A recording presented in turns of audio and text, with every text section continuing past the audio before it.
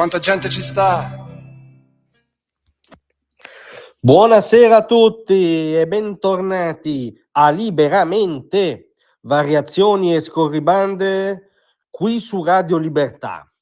Allora attenzione, non facciamoci intrappolare dalle finte alternative del mainstream, dalle finte premesse obbligatorie che in realtà sono sempre premesse ideologiche orientate, nel caso di specie a mettere sempre comunque in contrapposizione partiti di governo tra loro e soprattutto a non intaccare il grande dogma, diciamo, statalista del tassa e spendi, no?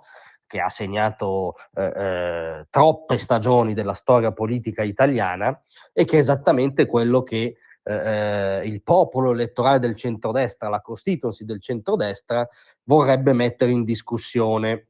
A cosa ci riferiamo? Al appunto giochino mediatico che in questi giorni contrappone l'abbassamento sacrosanto di tasse soprattutto sul ceto medio, l'ossatura del paese e di qualunque società avanzata, e l'idea sacrosanta della pace fiscale, che è un obiettivo minimo di civiltà fiscale.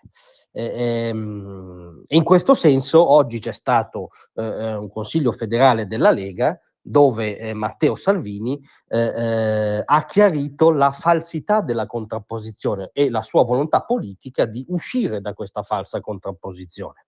La pace fiscale è stata uno degli argomenti principali del Consiglio federale di oggi e Salvini ha chiarito in tutte le salse che non è una soluzione alternativa ad altre proposte dagli alleati, vedi IRPEF, ma complementare, non per forza bisogna concedere le premesse al mainstream, cosa che tra l'altro aveva detto anche in una dichiarazione precedente, quando aveva detto che la riduzione di tasse al ceto medio e la rottamazione delle cartelle possono andare avanti di pari passo. Con la rottamazione tu puoi incamerare miliardi che possono permetterti di abbassare le tasse, quindi una cosa non esclude l'altra. Anzi, la pace fiscale e la rottamazione servono per fare tante altre cose.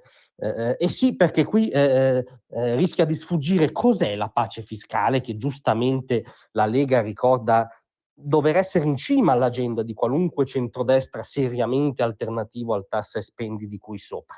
La pace fiscale consiste nella rottamazione di cartelle esattoriali, per la gran parte micro cartelle esattoriali, che ammontano a circa 380 miliardi accumulate nel periodo, diciamo, tra il 2017 e il 2023, che sono sostanzialmente soldi dichiarati, non occultati o volutamente evasi, ma soldi dichiarati che questi cittadini contribuenti non sono stati in grado di pagare. Perché? Nella stragrande maggioranza dei casi perché non li avevano, perché stiamo parlando di piccole partite IVA, piccoli imprenditori, lavoratori autonomi, cioè di quella fascia che rappresenta esattamente i deboli e gli esposti della globalizzazione odierna, che è anche la constituency elettorale del centrodestra, e che è anche poi il fronte dell'economia reale. Questa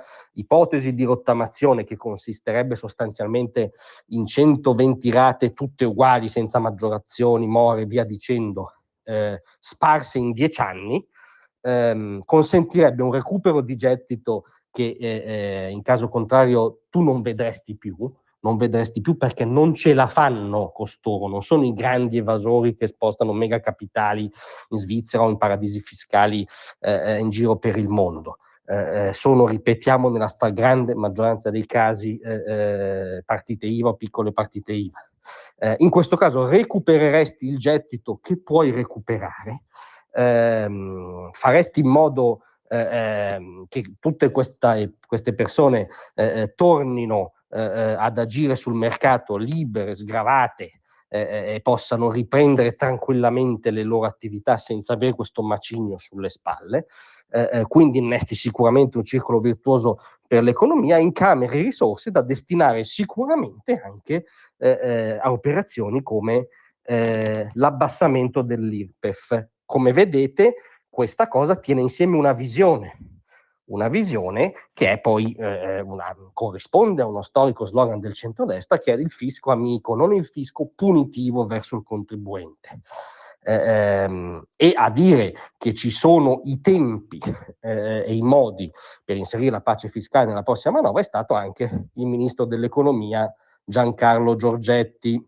Quindi l'obiettivo politico della Lega, quanto si apprende dal federale di ieri, è approvare questa norma entro l'estate in commissione bilancio e poi averla operativa nella prossima legge di bilancio. Quello che a nostro giudizio è politicamente e culturalmente importante è uscire dalle false contrapposizioni del mainstream. Il tassa e spendi, lo statalismo lo combatti con una nuova visione del rapporto tra fisco e contribuente, una visione di cui la pace fiscale è premessa indispensabile.